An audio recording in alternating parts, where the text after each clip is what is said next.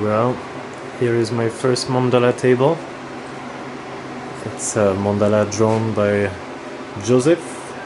Nillo, a pretty great tattoo artist. Very cool collaboration here. So that's the first, so a prototype. It's a coffee table here with 3 layers of plywood, and I have many other ideas, of course, to try with many different layering techniques and little features.